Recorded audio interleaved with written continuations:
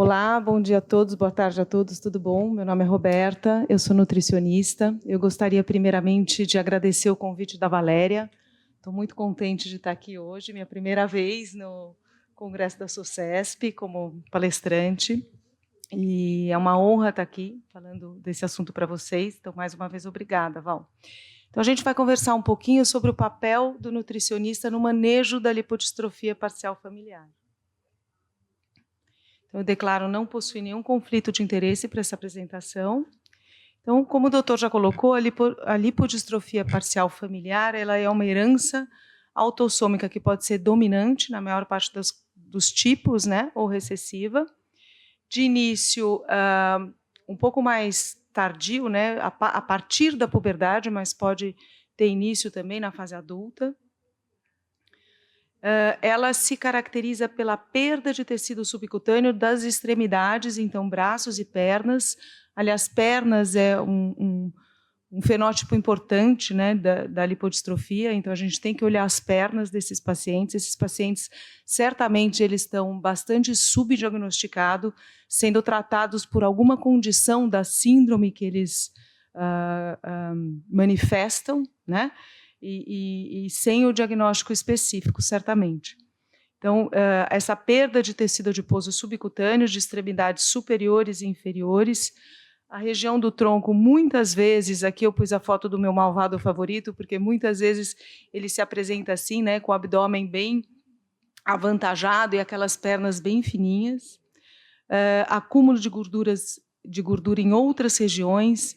Então, o Dunningham, principalmente com essa face um pouco cuxicoide, com acúmulo de gordura no pescoço, acúmulo de gordura na região pubiana, nas axilas e na região intraabdominal, mas sempre as panturrilhas muito secas e, como o doutor ressaltou, com os vasos geralmente saltados, né? Então, a depressão de gordura de tecido adiposo é tão grande que todos os outros tecidos ficam muito expostos. E a perda de tecido adiposo, ela determina a gravidade das complicações. Então, esses pacientes, eles apresentam um quadro metabólico bastante severo, uma resistência à insulina bastante severa, e quanto maior for a perda de tecido adiposo, maior vai ser a gravidade das complicações. Então, a gente tem que lembrar que o tecido adiposo, ele participa da homeostase metabólica, né? Num panorama onde a gente vê hoje em dia essa pandemia de obesidade, ninguém quer excesso de tecido adiposo, mas a gente tem que lembrar que o adipócito é a única célula no organismo que tem como função estocar gordura, e ela faz isso sem alterar as suas funções metabólicas. Se eu deposito gordura em qualquer tipo de tecido ectópico, né, que não seja o tecido adiposo, eu vou comprometer a função desse tecido, eu vou comprometer a função dessas células, sejam elas hepatócitos, miócitos, células pancreáticas, todas elas vão acabar em algum grau desenvolvendo uma lipotoxicidade. Então, o tecido adiposo ele responde pelo estoque de energia de longo prazo sob a forma de triglicérides. Então, todo excesso de calorias da dieta ele é direcionado para a síntese de triglicérides, e da síntese de triglicérides ele é enviado para o tecido adiposo para que o tecido adiposo armazene essa energia. E essa energia vai ser mobilizada quando o organismo precisar de uma energia imediata que não tenha sido fornecida pela dieta, né? Então, esse centro de reserva energética, ele previne que os triglicérides se acumulem em outros tecidos, né? O excesso de energia deixa de se acumular em outros tecidos porque eu tenho um tecido adiposo competente para armazenar gordura. Então, ele coordena o fornecimento de energia em momentos onde eu não estou me alimentando. Então, em momentos de jejum, o tecido adiposo vai promover lipólise, né? A gente está sob efeito de glucagon, vou fazer lipólise e eu vou direcionar esses ácidos graxos para os tecidos que precisam de energia. Então, numa condição onde eu tenho um tecido adiposo disfuncional, o que ocorre é que esse acúmulo de gordura acaba se dando em tecido ectópico, e isso está muito correlacionado com as manifestações da síndrome. Então, o tecido adiposo, é claro que ele é um órgão endócrino, né? A gente sabe que ele secreta uma série de hormônios chamados adipocinas ou adipocitocinas, e entre elas eu vou ressaltar aqui a leptina, que a gente encontra níveis bastante diminuídos, né? Tem uma hipolipidemia nesses pacientes. Vamos lembrar que a leptina ela é não só um sinalizador de quanto eu tenho de reserva energética no adiposo, mas ela também me sinaliza centralmente, é um hormônio que está regulando fome e saciedade. Então, é um hormônio que vai contar para o hipotálamo qual é o tamanho da reserva energética daquele organismo. Né? Então, nesse indivíduo, pelo fato dele não ter tecido adiposo, esse tecido adiposo ser desfuncional, eu tenho pouca leptina, consequentemente, não sinaliza no hipotálamo que existe uma reserva energética, e aí existe o quê? Uma hiperfagia, porque esse indivíduo tem fome. Então, ele come mais como se ele não tivesse reserva energética. A reserva energética, muitas vezes, está em locais onde eu não deveria estar acumulando tecido adiposo. Então, essa sinalização está comprometida. Tá? Então, muito bem. Cadê meus amigos? Sumiram minhas pessoas. Atrás dessas figuras aqui não tinham fantasmas, só tinham pessoas. Desconfigurou a apresentação.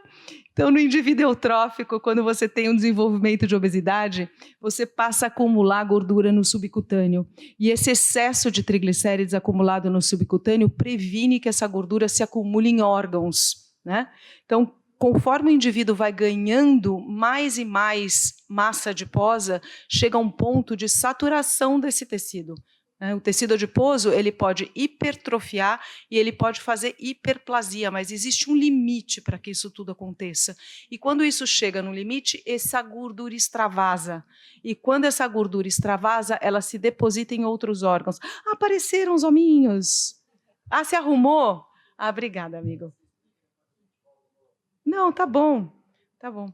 Então, essa gordura ela passa a acumular em outros tecidos, e esse acúmulo de gordura em outros tecidos acaba prejudicando a função desses tecidos em questão. Então, se eu acumulo gordura no fígado, eu vou ter uma lipotoxicidade hepática, eu vou prejudicar as funções hepáticas. Se eu acumulo gordura no pâncreas, eu vou ter lipotoxicidade no pâncreas, eu vou prejudicar as funções pancreáticas. Tá? E assim por diante. Então, esse acúmulo de gordura em tecido extrahepático está muito associado à resistência à ação da insulina. Então, por isso que o fenótipo, você vê um indivíduo que aparentemente ele é magro ou tem pouco sobrepeso, mas tem uma resistência à insulina muito severa, porque ele tem um acúmulo de gordura em tecidos extrahepáticos. Então, quanto maior o acúmulo de gordura em tecidos extrahepáticos, maior vai ser a severidade do quadro que ele apresenta. Tá?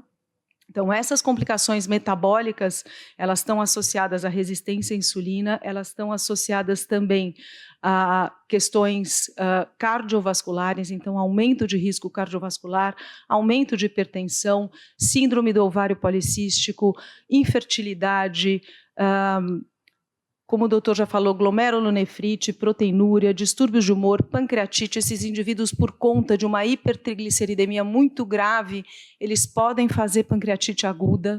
Né? Eles apresentam como sinal da síndrome acantose nigricans, xantomas eruptivos também, por conta da dislipidemia. E é claro que quando eu tenho um triglicérides muito elevado, costuma ter HDL baixo. Então, o risco cardiovascular desse indivíduo também aumenta.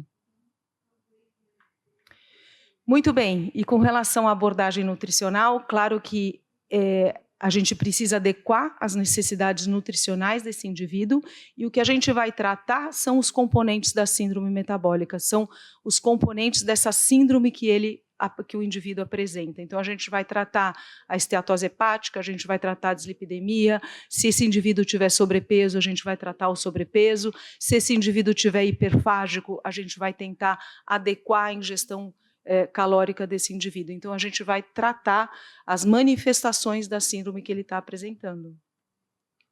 Então, muito bem, é claro que o segmento de uma dieta balanceada é super importante, mas a distribuição calórica a gente vê que, no geral, ela é uma dieta saudável, o segmento de uma dieta saudável e balanceada.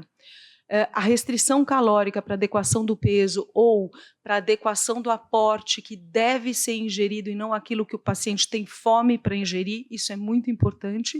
A gente só tem que ter o cuidado para, quando a gente estiver tratando com indivíduos que sejam crianças ou adolescentes, para isso ter uma adequação para as necessidades calóricas desse indivíduo. Bom, agora eu vou falar um pouquinho especificamente de alguns nutrientes.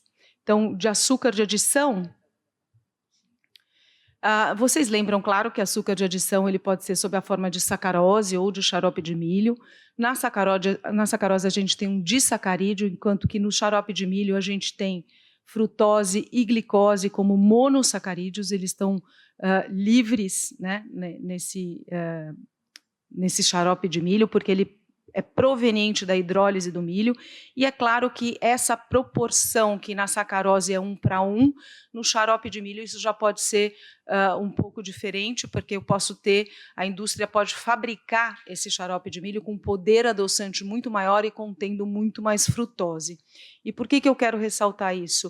Porque açúcar simples tem um efeito em fatores de transcrição que regulam enzimas hepáticas ligadas a lipogênese hepática.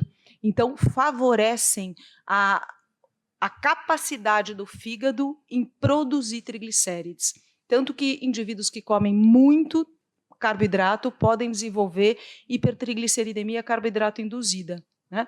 Então, são fatores de transcrição como carboidrato RBP, SRBP, que vão promover a transcrição de enzimas ligadas à síntese de triglicérides. Isso dá ao fígado uma capacidade maior de produzir triglicérides. E eu ressalto ainda que glicose tem um metabolismo diferente de frutose. A frutose tem um poder de induzir a síntese de triglicérides maior do que glicose. Então, a glicose, a gente sabe que quando ela é captada via GLUT2, ali nos hepatócitos, ela tem uma regulação muito bem orquestrada na via glicolítica, né? Então, produtos da própria via fazem regulação, retroalimentam essa via negativamente e eu tenho um controle de metabolização quando eu trato de glicose. Quando eu falo de frutose, a frutose, quando ela é captada no fígado, ela é rapidamente metabolizada, essa via não tem retroalimentação negativa e isso vai formar uma quantidade grande de acetil-CoA, que é o tijolinho, vamos dizer assim, para a síntese de ácido graxo. Então, a frutose, experimentalmente, também em animais, se você alimentar animais com uma dieta rica em frutose, eles rapidamente fazem esteatose hepática, porque eles desenvolvem um potencial lipogênico hepático muito elevado. Tá? Então, onde está essa frutose? Está nos alimentos ultraprocessados. Né? E falando um pouquinho de ácido graxo agora, a gente sabe que os ácidos graxos, dependendo do tamanho da cadeia, eles são transportados, absorvidos no enterócito e transportados de forma diferente.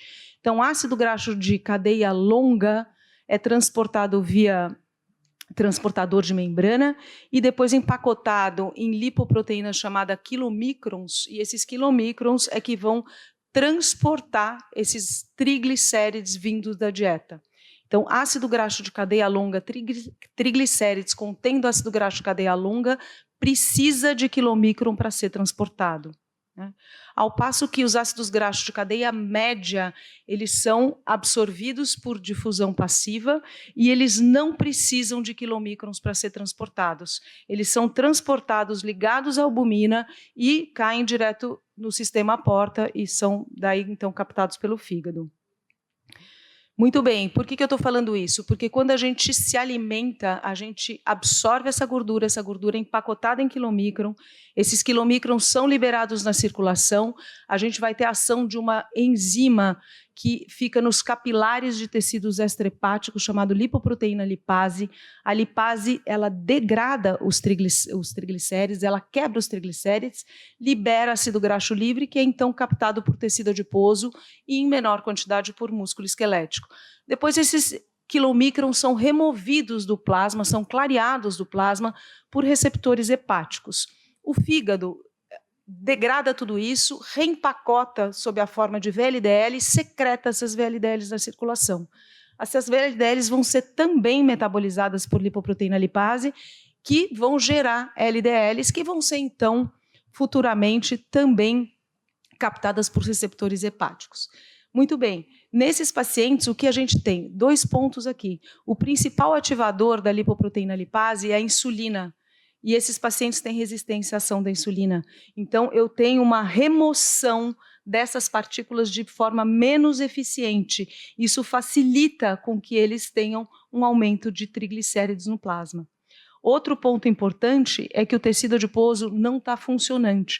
Então, esses triglicéridos que seriam quebrados pela lipoproteína lipase e absorvidos pelo tecido adiposo, eu não tenho tecido adiposo para absorver esse triglicérides que seria quebrado pela lipoproteína lipase.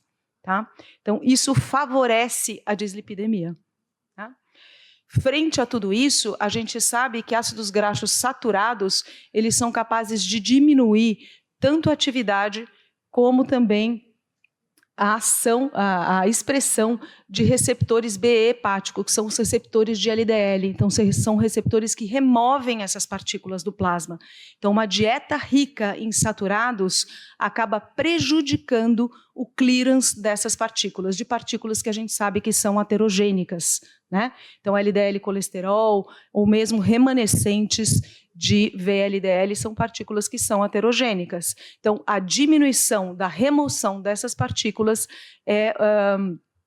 não é desejada, né, em nenhuma condição, ainda mais nessa condição aqui. Então, quando a gente fala de consumo de ácidos graxos, a gente tem que se atentar. Claro que o ácido graxo trans é o que tem o potencial maior de elevar a lipogênese hepática e colesterol no plasma, mas os ácidos graxos saturados, que hoje estão muito presentes na dieta, especialmente pelo consumo de produtos ultraprocessados, elevam substancialmente a colesterolemia e também vão prejudicar muito a remoção de remanescentes e de partículas de LDL nesses pacientes. Tá?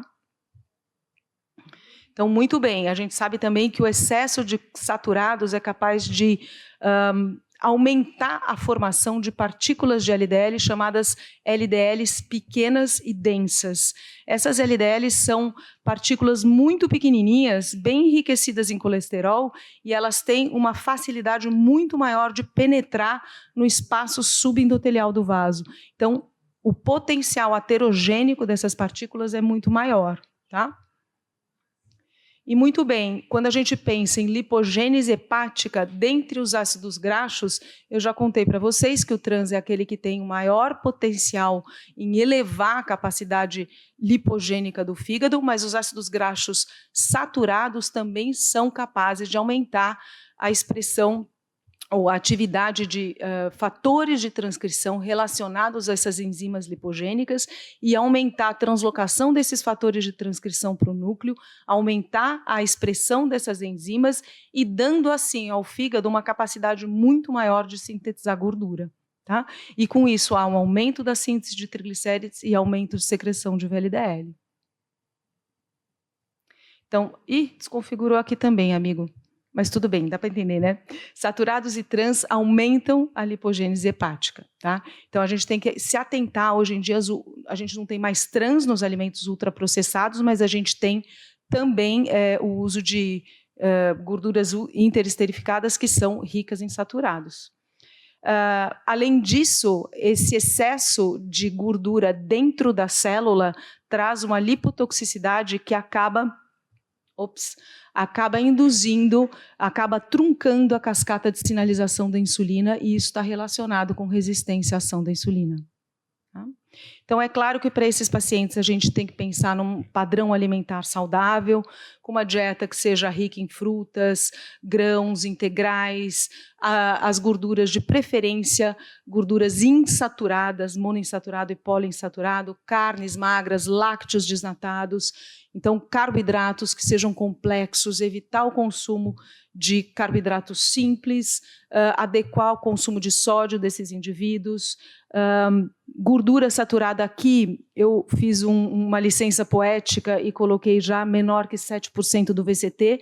Os guias ainda não colocam isso, mas pensando nesse paciente como sendo um paciente de alto risco devido às comorbidades que ele apresenta, eu acho que a gente pode pensar em limitar os ácidos graxos saturados em até 100% do VCT.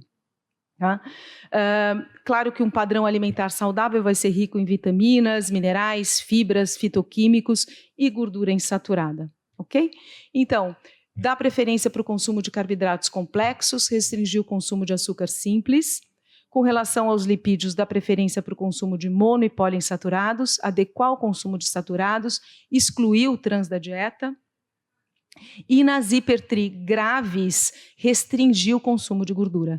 Aqui, quando a gente tem uma hipertri acima de 500 mg por decilitro, aumenta substancialmente o risco desse paciente fazer uma pancreatite aguda. Tá? Então, aqui sim a gente tem que fazer uma restrição mais severa de gordura. E aí, para criança, a gente pode usar o TCM para alcançar aporte calórico, mas lembrando que TCM tem que ser de cadeia média, não pode ser TCM / óleo de coco. Isso não é cadeia média. Tá? TCM é 6, 8 e 10 carbonos. 12 carbonos vai precisar de quilomicron para transportar. Então, a gente tem que olhar muito bem que tipo de produto que a gente vai estar orientando para esse paciente. Tá bom? Desculpa que eu passei 1 minuto aqui do tempo. Obrigada, era isso que eu tinha para falar.